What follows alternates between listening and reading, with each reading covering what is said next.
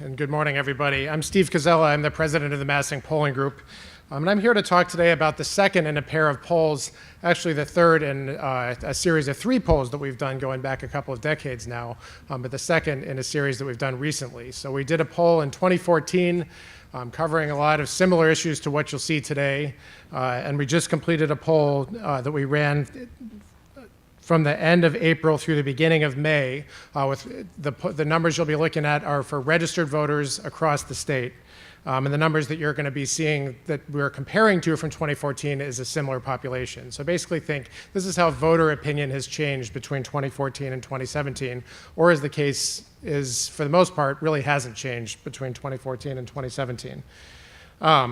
So the first question that we asked, I think, is key to understanding a lot of it. And for those in the back, I know some of the numbers are probably a bit small, but what we're looking at here is the percent who think that the experience of being in prison makes you either more likely to commit a crime because you've been hardened by your experience in prison, or less likely because you've learned your lesson. And we see that in both 2014 and 2017, by about a 2-to-1 margin, people think the experience of prison and being in prison makes you more likely to commit a crime. So it's actually contributing to recidivism rather than preventing recidivism, in the opinion of Massachusetts voters. One of the key things about this and many of the charts that follow is that there really hasn't been a major shift. So one of the things we were looking for was there some sort of effect based on the national political environment that we experienced in 2016. So there was a lot of noise about public safety, a lot of noise about law enforcement in 2016. You know, you think make America safe again and so forth. So we are looking to see, did that really change people's views? You know, did people who were in a very sort of pro-reform place in their minds in 2014 shift and become either more fearful or more ready to sort of lock them up and throw away the keys, so to speak. And we see really no evidence of that in this or any of the other numbers that you'll see throughout this presentation. So similarly on this question, what this one was we asked people whether they think there are too many, not enough, or about the right number of people, about the right amount of people in prison. And the plurality both in 2014 and 2017 was towards the idea that there are now too many people in prison in Massachusetts. So we can see a bit more about what's underlying people's attitudes on policy, which we'll get to a little bit later, by looking at this chart. And what this one was we offered people basically 4 possible priorities. So what we were looking at was whether people think the system should be focused on prevention, rehabilitation, punishment, or enforcement. And looking at the policies we've seen coming out of the federal government recently, you could certainly peg them in one of these 4 categories. But it would be different than where Massachusetts voters think our attention should be. So this one also was not changed to any significant degree. And we see that most people think that either prevention or rehabilitation should be the focus of the system. We didn't ask it this year, but back in 2014, we paired this with a set of things where we asked people what they think the Massachusetts system is good at right now. And you see this pretty much flipped. So people think we're pretty good at punishment, we're pretty good at enforcement, but when you get to prevention and especially rehabilitation, you don't see very high ratings as far as how the system in Massachusetts is performing at the moment. Taking a pause for a moment out of Massachusetts' opinion, on this slide are 2 charts from national views. So what I wanted to show here is that although the degrees are different, the trends are the same. And that although there hasn't been much of a shift since 2014 in Massachusetts, there really is a long-term shift underway. So back in the early 90s, mid-90s, a lot of the policies that we're now talking about changing really were quite popular. So the 2 that I have up here are legalization of marijuana, and we have whether or not states moving away from mandatory minimums would be a good thing or a bad thing. And you can see that on marijuana, the bottom line is now it's the top line, the percent who say that marijuana should be legal versus illegal. And you can see that since 1969, which God bless them, that's when Pew started asking the question, to today, you see the numbers have totally flipped. And this actually stops at 2014. The numbers have even gotten a bit wider since then. And then in terms of mandatory minimums, we see that from about tied in 2001, we've gone to about a 2-to-1 margin where people think that states moving away from mandatory minimums is a good thing rather than a bad thing. So looking at a question on that same topic, though asked slightly differently here in Massachusetts, what we did here was we offered 3 possible ways that people could be sentenced in Massachusetts and that judges could sentence people convicted of crimes. And the top one is I'll just read it so the people in the back can hear how we asked it. Require judges to sentence some offenders to prison for a minimum period of time. In 2014, the percent who preferred that of the 3 options was 12%, and now it's 8%. Compared to offering some amount of discretion, which 80+% in both years leaned or preferred one of the 2 other options. A notable thing about this, and also many of the other slides and opinions that we're looking at, is that there's a lot of bipartisan agreement, which is something that I almost never get to say these days. On every issue out there these days, I can pretty much say, oh, and it's polarized by party.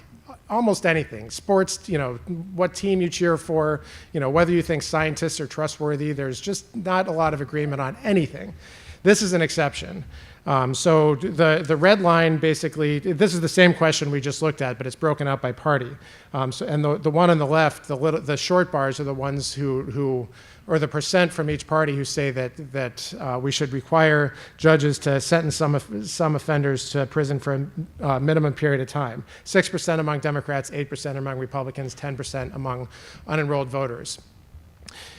There is this kind of bipartisanship or cross-party agreement on a number of issues in this poll. There's some differences in intensity, so there's some things where Democrats think certain policies would be very effective, where Republicans might think they're somewhat effective, but when you sort of group all the people who said it would be at least somewhat effective together, you get sort of an agreement. Or the Democrats think something by a larger majority than the Republicans. But there is actual bipartisan agreement here, and I think that's worth stopping to note. So shifting now towards away from mandatory minimums for a second to some of the other policies that we asked about. This one was about the idea of raising the felony threshold from its current level of $250, the 3rd lowest in the country, up to $1,500. We found 60% support for that and 36% opposition. Here too we had a decent amount of bipartisan agreement, with Democrats higher than this amount in terms of total favor and Republicans a bit lower. So then looking at specifically what voters actually think should happen in prison, because this is one thing which I think is also sort of interesting. We offered in this poll 5, and in the previous poll maybe 10 or 12 different policy ideas, and asked whether people think they would be very or somewhat effective or not effective in terms of reducing crime. And the top things on this chart were providing prisoners with job training so they can find work after they're released, and providing prisoners with education, basically for the same reason, connecting prisoners with community groups as they near the end of the sentence, and so forth. And then at the bottom we have requiring all prisoners to serve out their entire sentence with no chance of early release. We asked about a broader set in the previous poll and found similar kinds of themes, which is basically people envision experience in prison which maximizes the chance that the former inmate will be successful after they're released, rather than sort of it should be hard, it should be about punishment experience that you might think of. So then looking at the experience after release, we asked two questions about changing the time it takes to be able to seal your records. For misdemeanor is the middle column, and felony is the column far to your right. And we see in both cases it's 62% support, 65% support. In both cases, more than 6 in 10 support would support this policy change. So let's spend just the last few slides talking a bit about the approach to drugs, because there's some interesting numbers there as well. The numbers you see here are whether people think drugs should be treated more as a crime or more as a health issue. And you see just by more than two to one margin, you see people saying they should be treated more as a health problem. We also asked this question specifically with reference to opiates and the situation Massachusetts is in at the moment, and where we should be focusing our resources, and found that people had about a similar margin, found that people thought we should be focusing more on providing treatment and prevention services rather than just arresting as many drug dealers as possible. That being said, it would be wrong to say that Massachusetts voters just don't think anyone should go to prison, because what this is the percent who think that would prefer prison versus treatment in a variety of situations where someone using drugs was found to have done one of these other things as well. The top one, sell drugs to other users, prison 51% and treatment 37%, and you can read the other numbers on this chart. But I think the important thing to remember here is the one we just looked at, which is what are people envisioning when they say prison? You know, the experience that they're envisioning and the utility of prison is much different than in their minds than what exists today. But nonetheless, I think it's important to take note of this chart in thinking about how Massachusetts voters are thinking about crimes committed by somebody who's addicted to drugs. And the final chart I'd look at that I'd like to look at is in the 2014 poll, oversampled areas that were disproportionately affected by offender releases. And in this poll, we looked specifically at people who said that they or an immediate family member had been victims of a crime. I mean, what we're looking for is there a difference? You know, is this something where your proximity to crime in the criminal justice system makes you more likely to, or more supportive of sort of a harsher system? And we really found no evidence of that.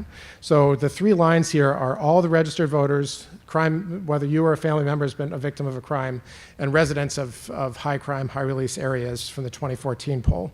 And you see basically no difference in terms of support for or preference for mandatory minimums, very little difference. The second column is whether people think prison makes people more or less likely to commit future crimes. The third one is whether we have too many or not enough people in prison, and there also you see very little difference, and then changing the felony threshold from 10 to 7 years. So across all these areas, there's very little, really very little difference. So that's a very quick spin through some of the numbers. There's much more much more sort of data on party breakdowns, on more questions and everything, and all that's on the MassInc website if you're interested in digging in some more on the poll or how it was done or any of those issues. So thank you.